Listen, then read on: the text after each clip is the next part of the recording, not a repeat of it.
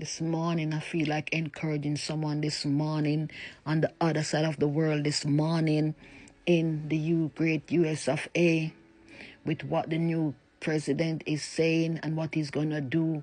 I just want to encourage someone this morning that God is in control, that God has the final say, not the president of the great USA. God has the final say in every situation. No matter what man is saying, God is still in control. God, just go to God and let God fix it for you. Yes, you may have to go through you may have to go through the storm. You may have to go through maybe the tension, whatever it may be, whatever your situation.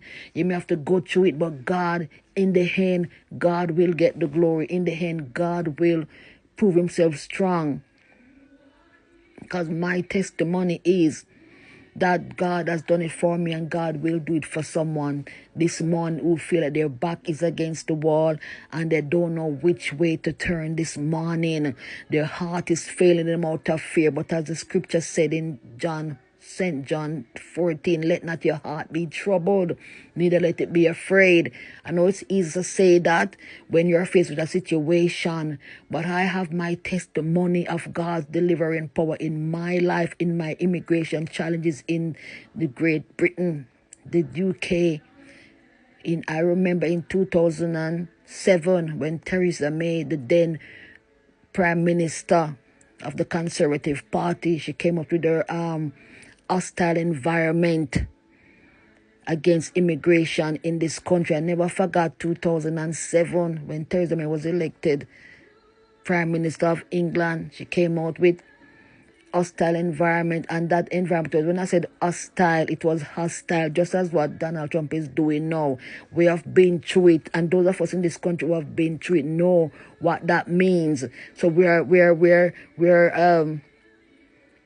sympathetic and sympathizing with what's going on with those on the other side of the world that's going through that, undocumented people, whatever way they came into the USA. But we are saying that God has the final say. Yes, people have testimony in this country. They have been in detention centers, and today they're living in this country free. They get their papers. People go through situation. There were time in this country where the immigration used to go on the buses in this country back in 2007, 2008. I don't know if it's still happening now. They used to go on the buses and take people off the buses and check the immigration papers. They go to the places that normally people who have undocumented would be the hairdresser shop, the butcher shop, all these places. Well, they didn't go to school and churches like what Donald Trump is, planning on doing. Thank God for that.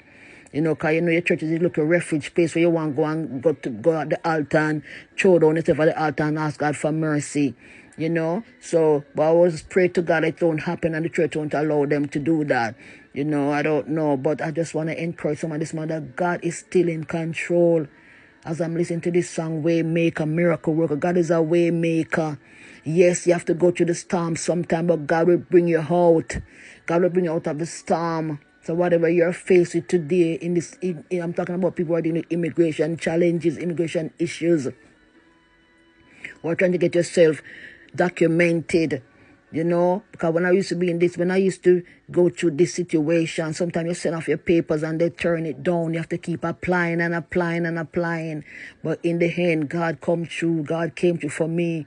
God came through. So, at this moment, I just want to encourage someone this morning that's going through the situation, that don't give up. Don't give up. Just keep on. Just seek God. Ask God to show you a way. Ask God to give you a way out. Ask God to come through for you. Ask God to turn it around for you. Ask God to intervene. Ask God to turn it in your favor. Whatever it may be, God is in control. God is in control. God is in control.